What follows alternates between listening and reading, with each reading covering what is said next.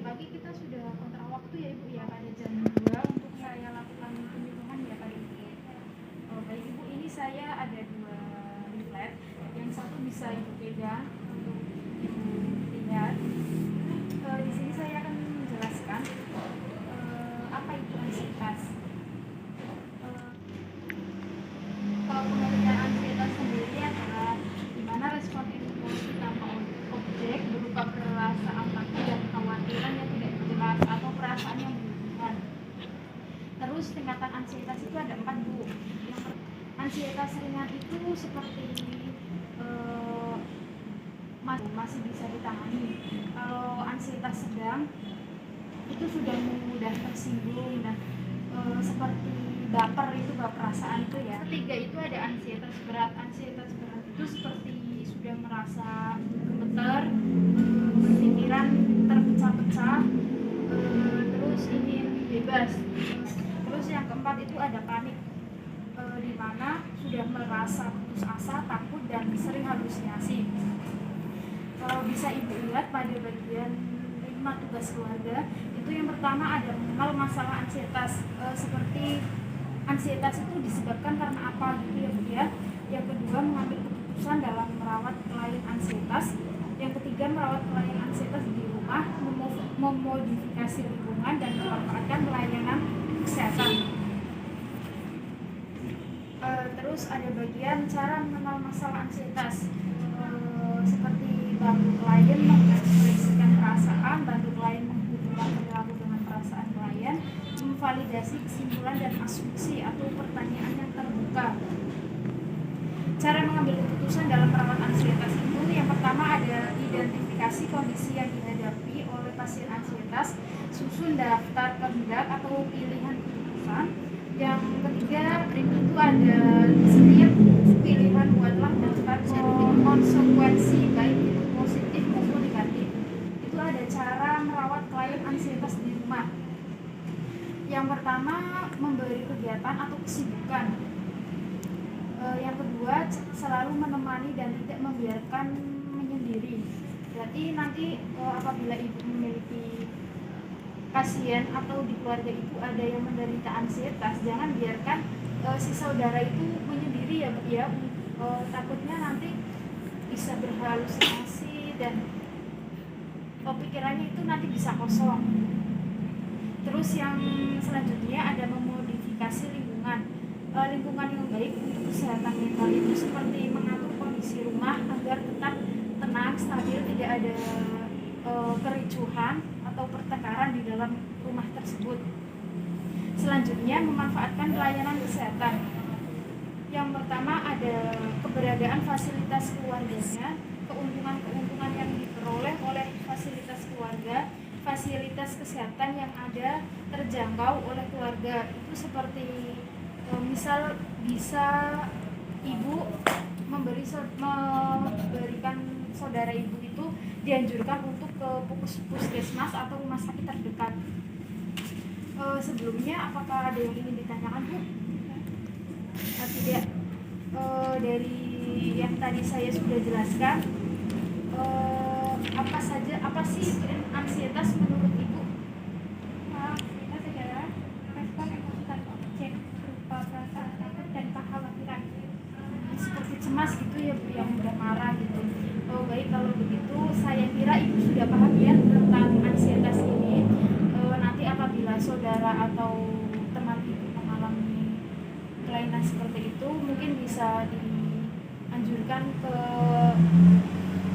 rumah sakit atau puskesmas. Sekian dari saya Ibu, nanti apabila memerlukan keperluan saya bisa panggil saya di ruang perawat. Assalamualaikum warahmatullahi wabarakatuh.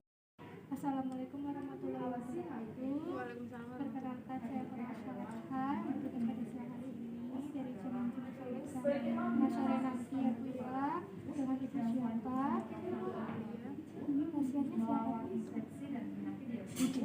Ini pasiennya siapa? Umurnya 21 tahun. hubungan sama pasien apa itu juga anak? Si apa? Kenapa ya Bu? Dia merasa cemas karena mau ujian. Memberikan edukasi kepada Ibu tentang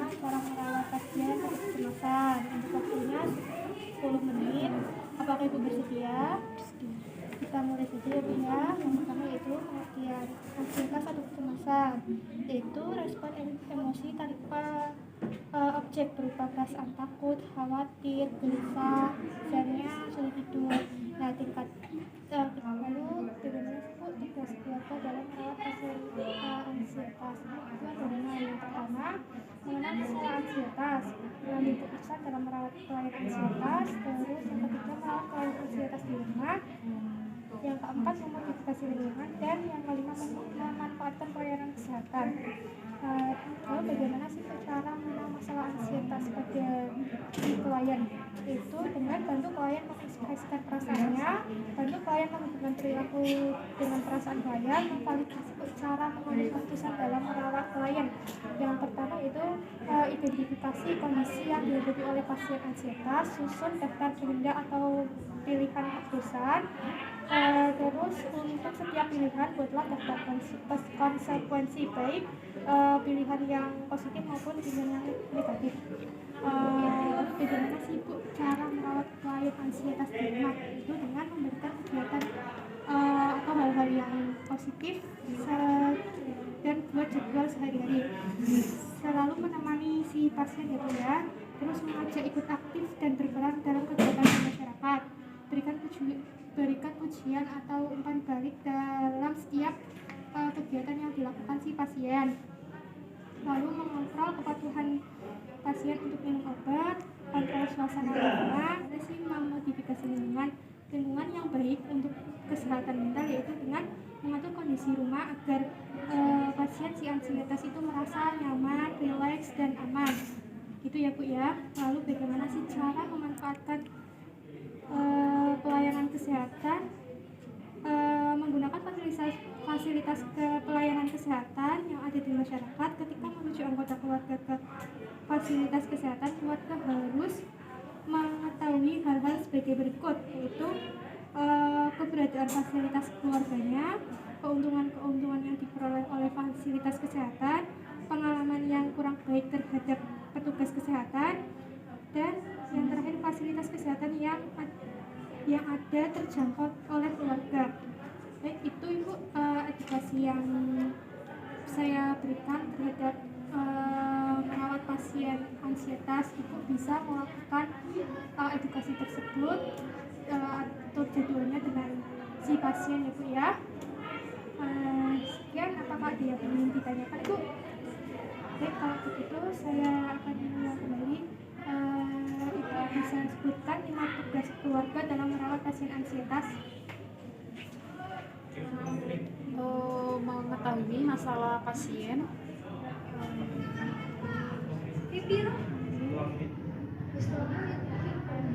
keputusan, merawat klien, terus memodifikasi lingkungan, yang terakhir memanfaatkan pelayanan kesehatan. Aku sudah mengerti ya Bu ya. Saya kesini lagi satu minggu kita di jam 2 ya Bu ya. Tempatnya Mas itu di sini. Sebelum saya pamit, apakah ada yang ingin ditanyakan? Baik, terima kasih Bu atas waktunya.